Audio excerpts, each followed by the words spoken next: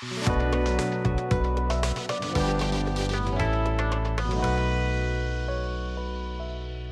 is up, everybody? Welcome to a new video. In today's video, we're gonna be speedrunning Castlevania Symphony of the Night randomizer, but we can only deal damage to bosses using this combo, Shield Rod plus Iron Shield spell. Is it even possible to kill the harder bosses like Galamoth using this combo? Stay tuned and I'll catch you in the next one.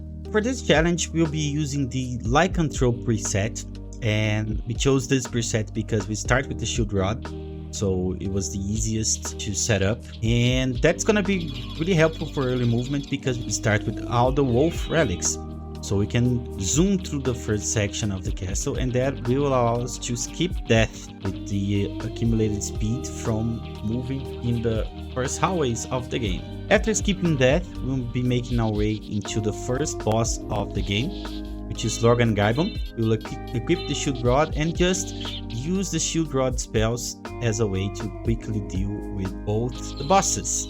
After killing Lorgan Gaibon, we will make our way into the outer wall section of the game, and we will be taking advantage of the slope jump as wolf. If you have enough speed and you jump changing directions, you maintain all the vertical movement. And after that, the first useful relic we will be grabbing is the gravity boots. We'll make our way up and open the elevator. So the gravity boots will be very useful here because it will give us out of logic flight. So the game in logic is expected to have either Lipstone plus gravity boots, Soul of Bat, or Mist plus Power of Mist, but we can actually obtain out of logic flight. A transformation gets us into a dive kick state. Dragon Blitz uses this by dive kicking off a candle and access the Colosseum area earlier than expected. Okay, so we're gonna be taking advantage of that out of logic flight here, transforming into wolf, so we can chain gravity boots and get into higher locations, and that will pay off right away. We'll get the Soul of Bat relic, that's the best movement relic in the game, and then we can quickly move on into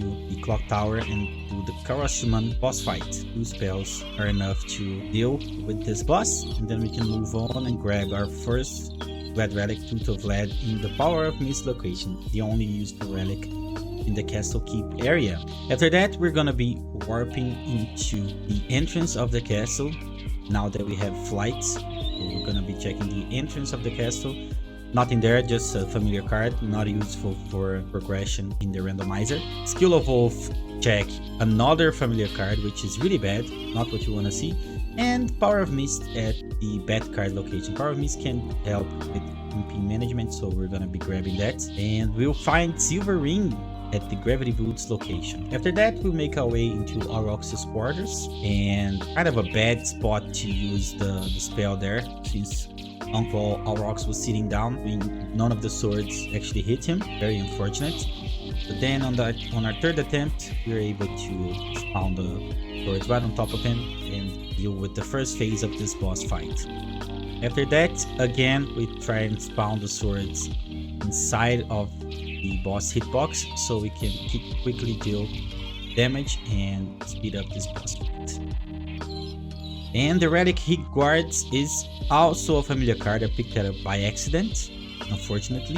And sword card location is another familiar card. So a lot of familiar cards in the first castle, not what you want to see. You actually are looking here for progression items or relics or Vlad relics.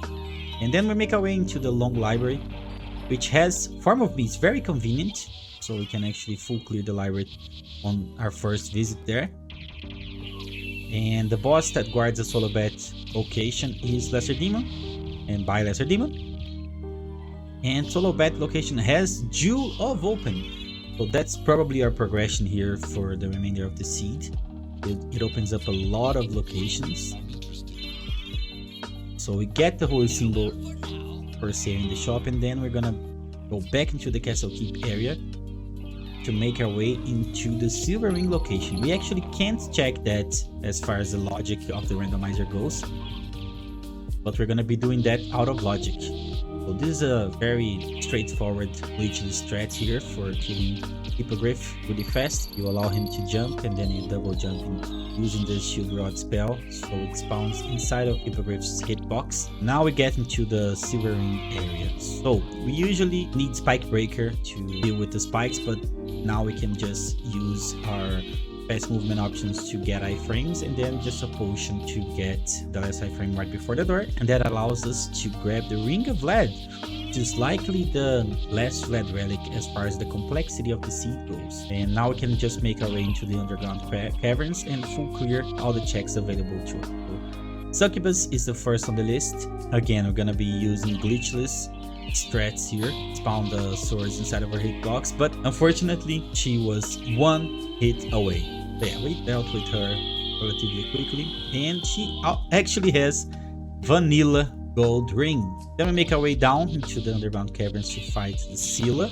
She has very little HP, so that's really good. It allows us to deal with her really quickly, and she doesn't have anything. Then after that, Abandoned Mines, first and only boss of that area is actually Cerberus. So we're using AI manip here, jumping and transforming into bat.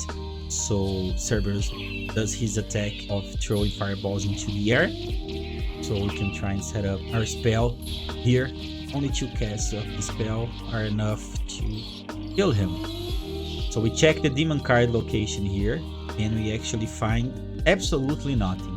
So since this reset of the randomizer adds a couple of relic checks, some of them will be empty. So we're gonna be taking advantage here of the fast wolf movement to traverse really quickly into the Grand Falloon fight.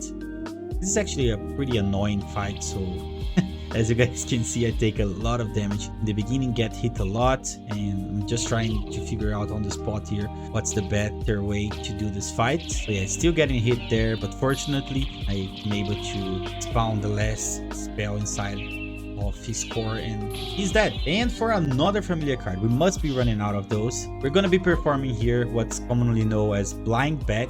It's the strat where you do a setup right before entering this area, so you don't need Echo of Bat to traverse through that room. And Spike Breaker is actually in its vanilla location, which is really interesting. That's the second item in its vanilla location after we already grabbed gold ring. So we're gonna be making our way into the center of the castle to check the Holy Glasses location. So this is sped up because it takes about 30 seconds. And we're gonna be checking the Holy Glasses location. And it's actually our third vanilla check. So Holy Glasses in its vanilla location. And now we have done everything we could in the first castle, so let's make our way into the second castle. So since Shaft's Orb is not a boss, not considered a boss, we don't have to actually deal damage with its Iron Shield plus Shield Rod spell combo. So Darkwing Bat is the first boss in the second castle. 1 cast of the spell is enough. He doesn't have that much HP, and using again glitchless strats, we are able to dispatch him really quickly. And he rewards us with the Rib of Vlad, a third Vlad relic. So we're only looking for 2 more. So we're gonna be blazing through the second castle here, only killing bosses and doing relic checks. Medusa actually stoned us there, and we take a little bit of damage, but after that the fight doesn't take too long, and there we go. We're gonna be exiting and re-entering the room, so the animation is a little bit quicker, and then we make our way into the Ekmodan boss fight. We're kind of low on MP here, but I think we should be able to pull this off without major issues with 2 casts of the Shield Rod spell. Yeah, perfectly. Ekmodan doesn't have anything useful, so we make our way into Aurox's quarters, reverse Aurox's quarters, and open this teleport so we can quickly make our way back into this area, and then into the Fake Trio boss fight. Quickly deal with the first boss, and those 2 are kind of annoying. They have some somewhat unpredictable moves, so it's a little bit tough to know exactly what they're gonna throw our way, but a couple of spell casts and we are through. So Leapstone, kind of late for it, but still helps a lot with movement. And now we're into the Beelzebub boss fight. So the strat here is really good. We just use the spell on the ground and do a gravity jump, so the spell hits the core of the boss and deals damage where it matters most. So there we go. We're through, and he doesn't have anything, unfortunately. So now we're gonna be taking advantage of the Wing Smash, which is the most reliable and one of the fastest form of movement in the game, to traverse through this hallway to fight Creature. So Creature, one spell, and he is dead. Pretty easy to make the swords do a lot of damage, so that's why that boss fight was very quickly. And Kibyo Zoe, none required, so we're gonna skip that. Again, Wing Smashing through this area, very satisfying form of movement, and perform it on a chain, and that allows us to get quickly into the reverse underground caverns, the Doppelganger 40, and first spell misses. So yeah, unfortunately Doppelganger is kind of a tough boss for this challenge, because after he takes one hit, he just goes into hit recovery and he's invulnerable for up until he hits the ground and starts getting up. So every spell cast only hits him once, so I kind of run out of MP here, and I just need to wait for my mana to regen. So yeah, we're gonna be doing this until he's dead. Unfortunately, that wasn't it. We need at least one more hit. So we're gonna wait until we have enough mana to perform the Shield Rod plus Iron Shield spell. And again, not enough. Very unfortunate. I end up losing a lot of time here. This is usually a very quick boss fight if you manage to loop his AI, but for this challenge we cannot use swords or anything else. Iron Shield spell needs to be it, and there we go. He is dead, and he holds Echo of Bat.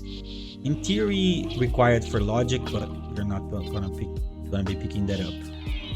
So this is the only check in the second castle that it's not guarded by a boss, which is the Force of Echo location. So again, using wolf movement here to try and traverse through this area a little bit quicker, since the wolf can cap at a higher speed.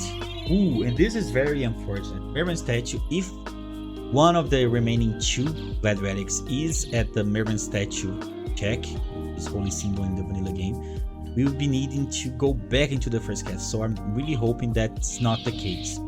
So there's only two remaining checks in the second castle. First one is Death, and a very bad spell usage there, but after that we were able to clean the fight up and deal with it relatively quickly. So we're really hoping to see at least one of the remaining Glad Relics here, and thankfully that rewards us with the Heart of Lead.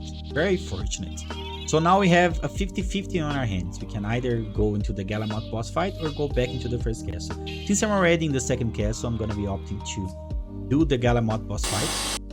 And I'm going to be demonstrating for you guys how the stun lock in the Galamoth fight usually works. So it's going to be sped up because it takes a long time, but basically you just get up into that ledge either by wing smashing or using gravity jumps, and as soon as he turns around you start hitting his head and he does this stun animation and then goes back into the same position, and you do that over and over again until he's dead. Unfortunately we can't do that, so we're gonna be gearing up using a lot of strengths and attack potions.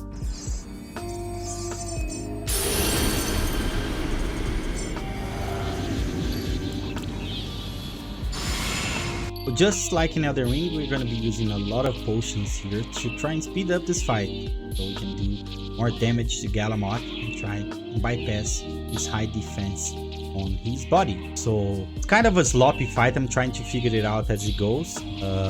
But yeah, I just figured out that I cannot do damage to his head, so I'm gonna have to be on his body alone, and I'm gonna try and avoid getting hit as much as I can, because Galamoth hits really hard, especially with his special lightning and those attacks. 50 a hit is a lot, so just trying to do as much damage as I can and trying to avoid getting hit. Mana here is a very big issue. You guys can see in the top left corner that my MP bar is very low, close to 0, so I'm gonna have to use a mana prism, which is an item that refills your mana bar fully. Then we're gonna be going right back into using the Shield Rod plus Iron Shield spell. And fortunately, Galamot is dead. Really nice. So now we're just hoping that we win that 50-50. And fortunately, Galamot has the 5th and last Glad Relic. So after that, we just warp into the teleporting Reversal Orc's quarters that we opened up a little bit earlier, and use some wing smashing here to traverse this area quickly.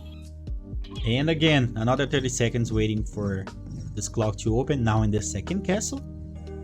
But now we're only 2 bosses away from finishing this challenge. So the first boss we're gonna be facing here in this area is Shaft. So again, some glitchless strats here to try and deal with him as quickly as possible.